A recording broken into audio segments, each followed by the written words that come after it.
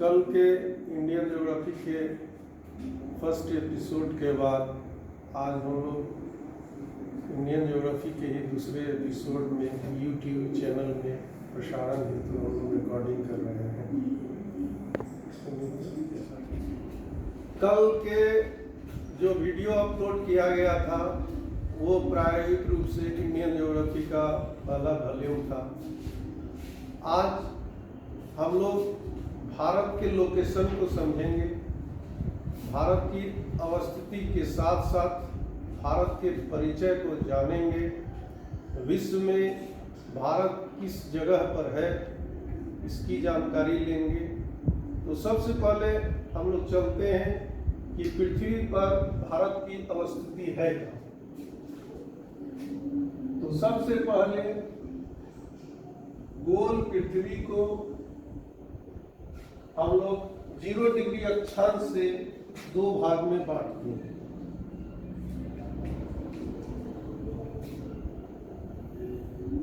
तो 0 डिग्री अक्षांश से 90 डिग्री नॉर्थ और 90 डिग्री साउथ के बीच में ये नॉर्थ हेमिस्फीयर है।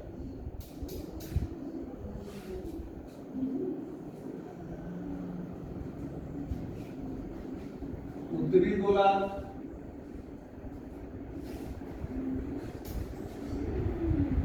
एवं यह दक्षिणी गोलार्ध 2 समान भाग में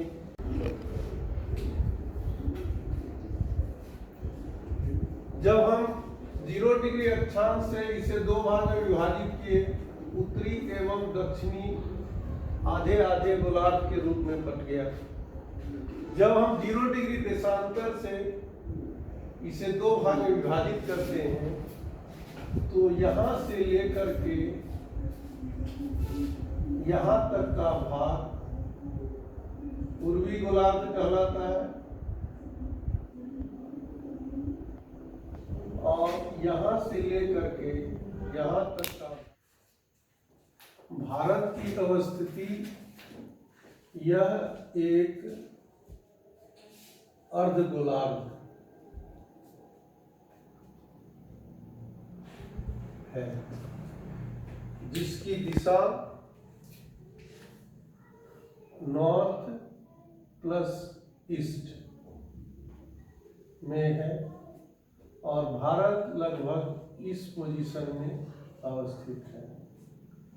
तो सबसे पहले पृथ्वी में भारत की अवस्थिति यह उत्तरी पूर्वी अर्ध गोलार्ध में है, मतलब 1/4 वाले भाग में है और इसकी दिशा जो है पृथ्वी से अगर तुलना करें तो यह उत्तर पूर्वी अर्ध गोलार्ध में है।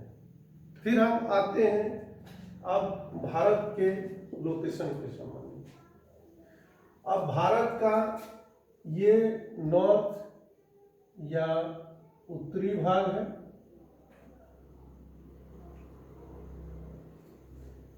ये दक्षिणी भाग है,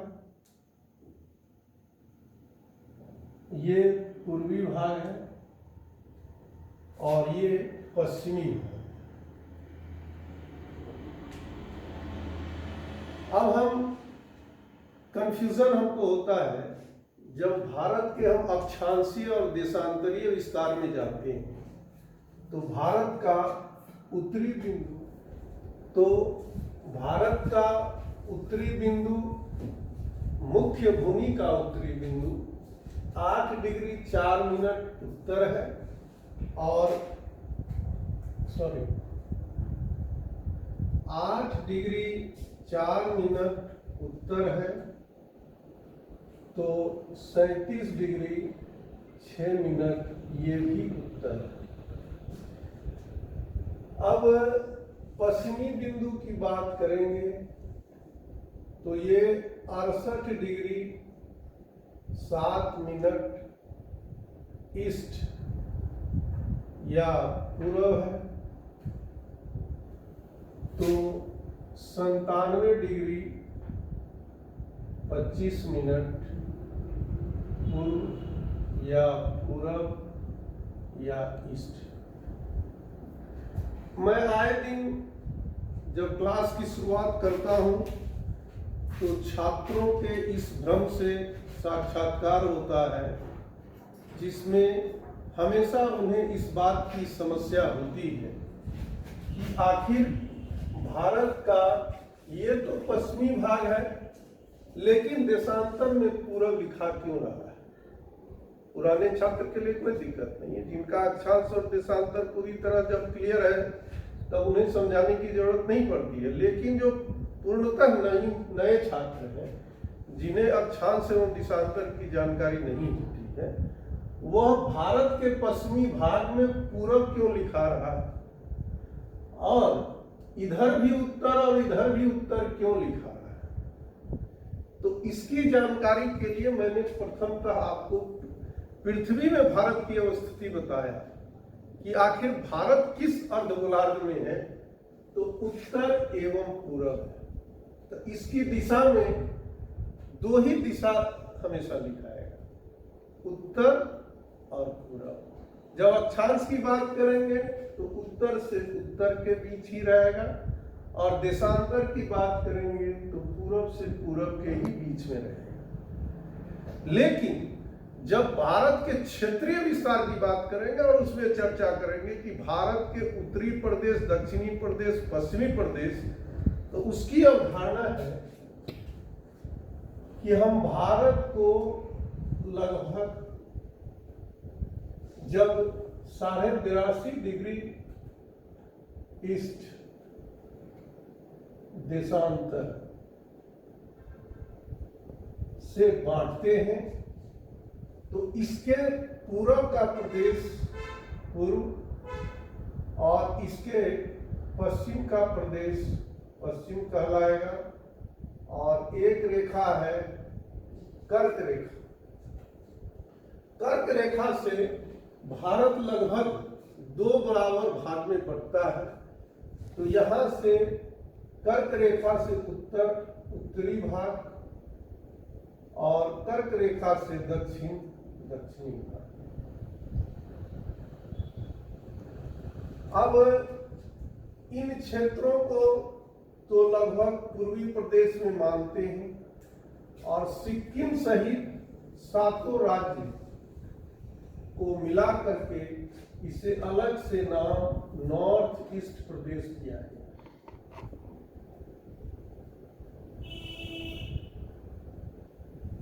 यह क्षेत्रीय विस्तार भारत की अवस्थिति के साथ साथ अक्षांशीय और देशांतरीय बंटवारे के आधार पर इसकी जानकारी।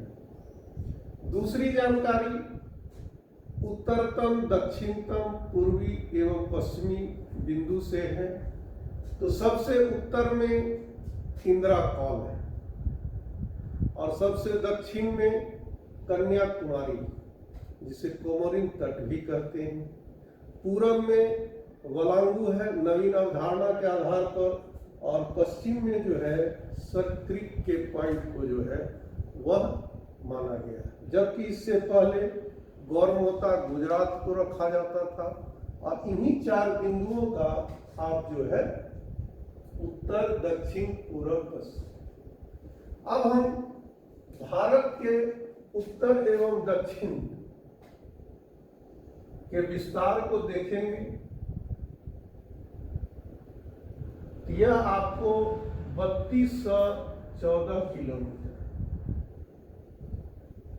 और पश्चिम से पूरब के विस्तार को देखेंगे, ये 2933 किलोमीटर है। अब चलते हैं दक्षिणतम बिंदु भारत का। तो जब आपसे प्रश्न पूछेगा कि भारत के मुख्य भूमि का जो दक्षिणतम बिंदु है, उसे तो आप केप कोमोरिन या कन्याकुमारी के तट को ले सकते हैं। ये 8 डिग्री 4 मिनट है, लेकिन अगर समुद्री क्षेत्र को भी इसमें जोड़ दिया जाए तो अंडमान एवं निकोबार द्वीप समूह पर अवस्थित जो यह इंदिरा पॉइंट,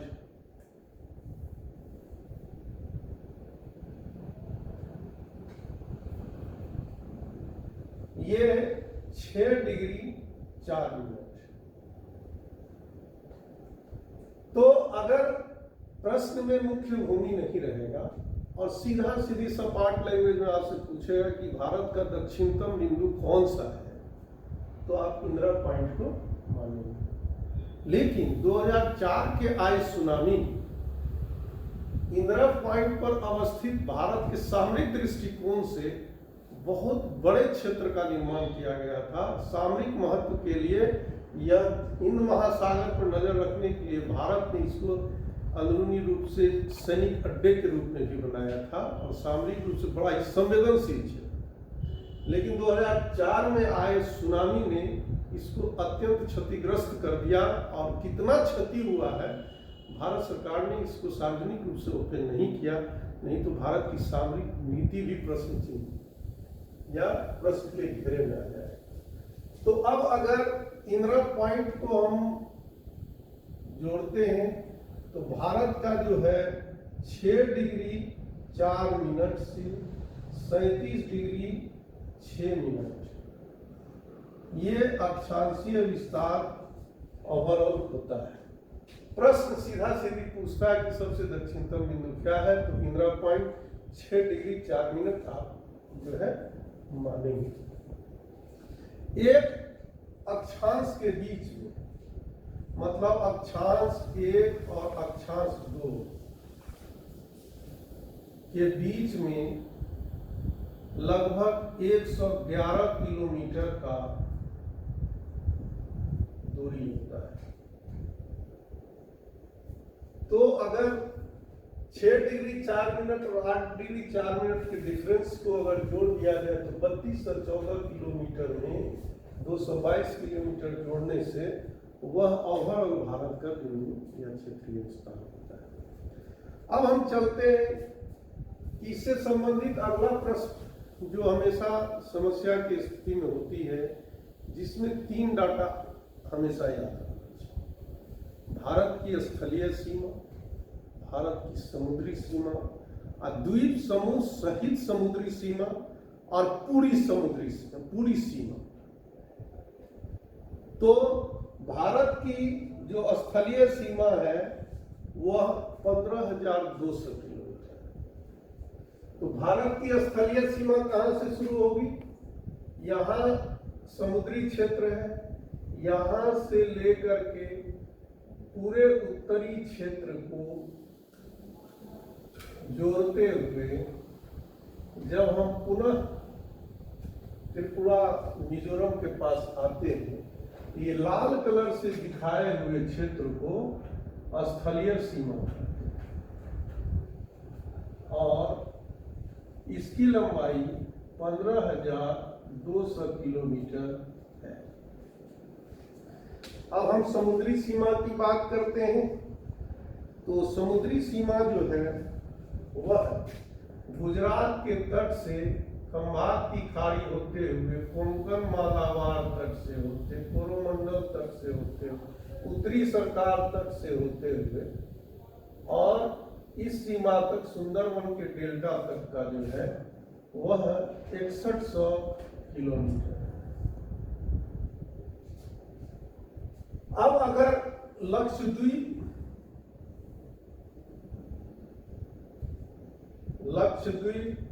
एवं अंडमान निकोबार द्वीप समूह, द्वितीय समूह की भी लंबाई अगर हम जोड़ते हैं तो 1416 किलोमीटर।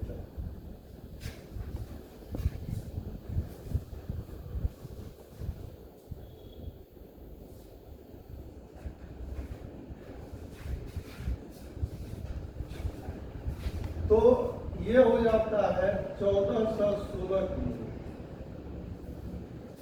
अब मुख्य भूमि की समुद्री सीमा प्लस द्वितीय क्षेत्र की समुद्री सीमा, ये 6100 किलोमीटर प्लस 1416 किलोमीटर बराबर 7516 किलोमीटर हो जाता है। अगर पूरी सीमा की बात करते हैं, 15,200 किलोमीटर प्लस 7516 किलोमीटर, ये टोटल ओवरऑल भारत की बाह्य सीमा की बात हो जाती है। जैसा कि जानते हैं, भारत में जो है, भारत की सीमा विभिन्न देशों से मिलती है, जिसमें महत्वपूर्ण है बांग्लादेश, उसके बाद चीन, उसके बाद पाकिस्तान, उसके बाद नेपाल, उसके बाद म्यांमार, भूटान और अफगानिस्तान की सीमा हम अभी भी मानते हैं, जबकि POK के बाद हमारी सीमा बहुत कम क्षेत्र में मिलती है। तो उस स्थिति में